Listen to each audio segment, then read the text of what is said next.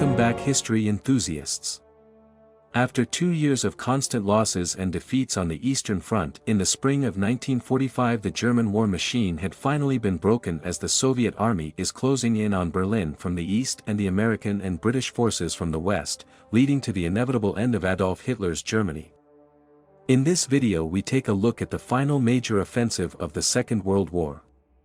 3 years after the German invasion of Soviet territory, on June 22, 1944, the Red Army initiated Operation Bagration, a sweeping offensive on the Eastern Front with the primary objective of obliterating the German Army Group Center.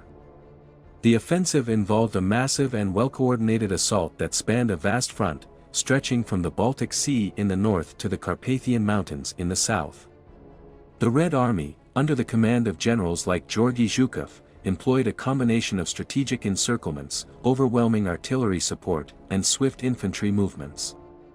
The element of surprise played a crucial role, catching the German forces off guard and preventing effective countermeasures. One notable aspect of this deception was the creation of a massive concentration of Soviet troops in the south, near Ukraine, leading the Germans to believe that the main offensive would occur there. Operation Bagration achieved remarkable success, resulting in the destruction of Army Group Center and the liberation of vast territories in Eastern Europe such as Belarus, Eastern Poland, and parts of the Baltic states. Although a success, Soviet casualties during this operation were heavy. Estimates are in the range of 300,000 to over 800,000 men killed, wounded, and missing. The Red Army's ability to replenish its forces from a large pool of reserves helped mitigate the impact of these losses. The German losses were particularly devastating, with at least 450,000 laying dead, wounded or missing. In the wake of the successful advance, the Soviet First Belarusian Front managed to secure 2 bridgeheads west of the Vistula River between July 27 and August 4, 1944.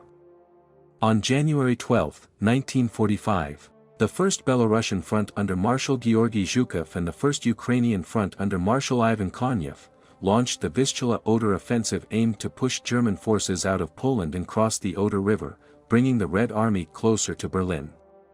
The Germans established several fortified positions and defensive lines along the Vistula River.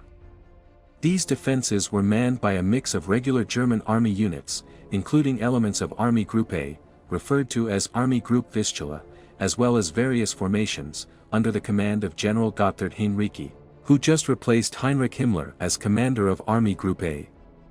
During the Vistula-Oder offensive from January 12 to February 2, Soviet forces achieved substantial territorial gains. Advancing westward, they captured East Prussia, including the city of Königsberg, Pomerania and significant portions of Silesia. As the Germans retreated, the Red Army encircled and trapped several German divisions and entire army groups. One of the notable encirclements was the destruction of German forces in East Prussia. While the Red Army carved its path through Eastern Europe, the Allies on the Western Front were advancing in tandem, closing in on Berlin from both sides. This dual onslaught would converge in a dramatic and historic showdown. The German High Command attempted to reorganize its remaining forces to the east, but the overall situation made it challenging to establish coherent defensive lines. The Germans lacked the necessary reserves and were unable to mount a successful counteroffensive. By April 19, 1945, Georgy Zhukov's First Belarusian Front managed to overcome the last German defensive line before Berlin at the Silo Heights, a range of small hills located 43 miles or 70 kilometers east of Berlin, leaving the road to the city open. The Soviets amassed one of the most formidable military forces ever witnessed on the outskirts of Berlin, more than 2 million men, thousands of tanks and artillery pieces and the support of multiple air armies.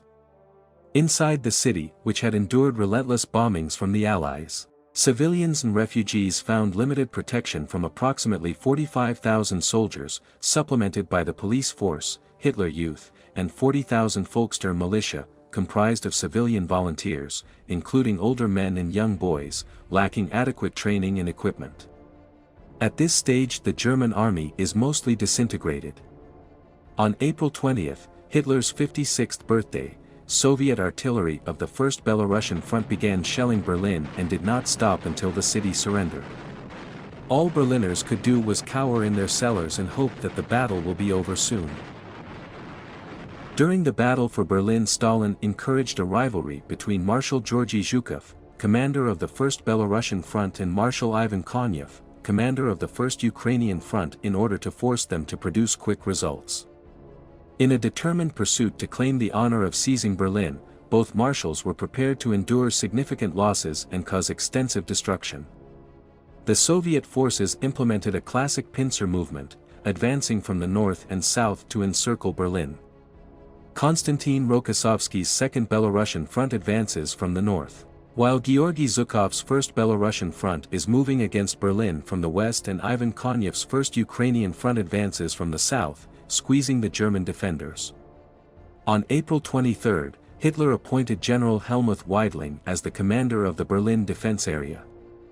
He was responsible for organizing the defense of the city, including the deployment of troops and the coordination of the remaining German forces.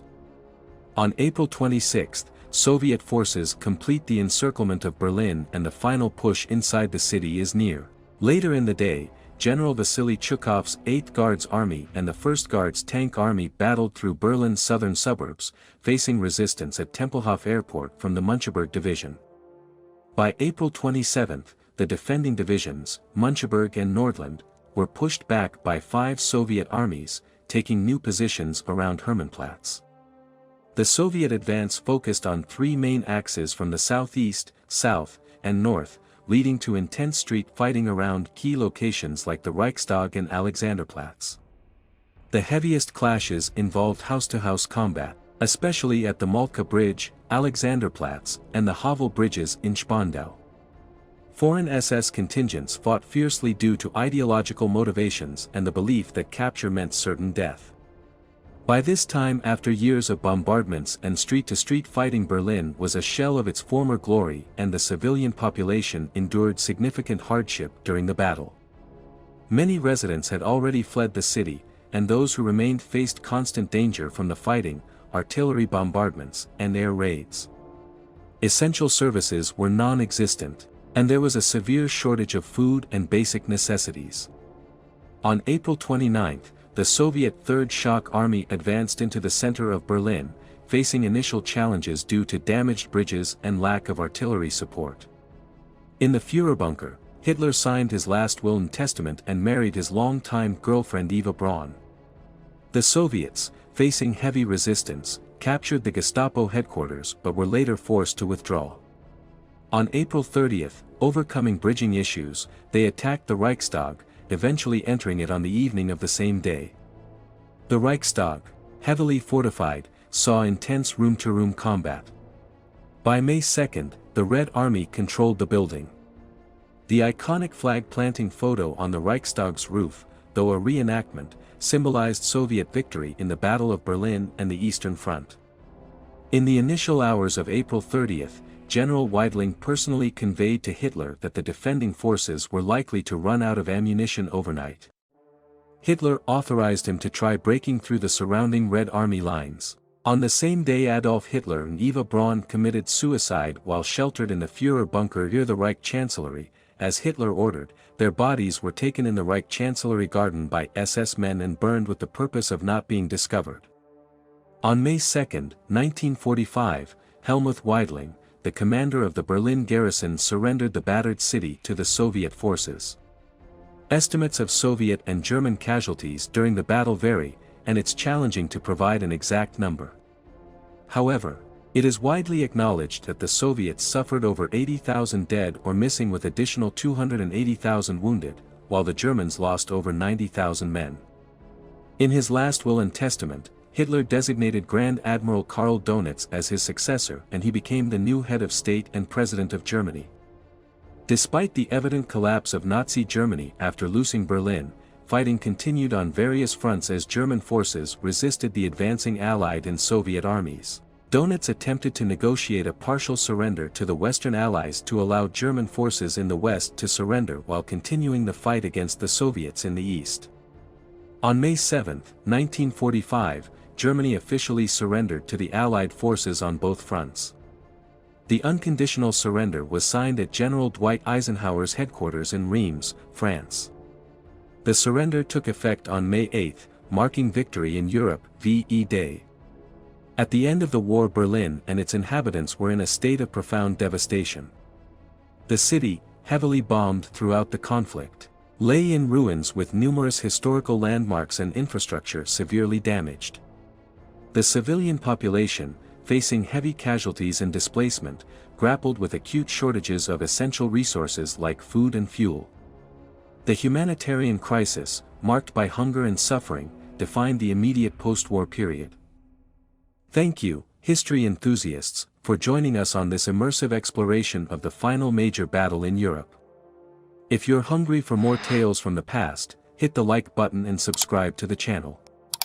Until our next exploration, stay curious.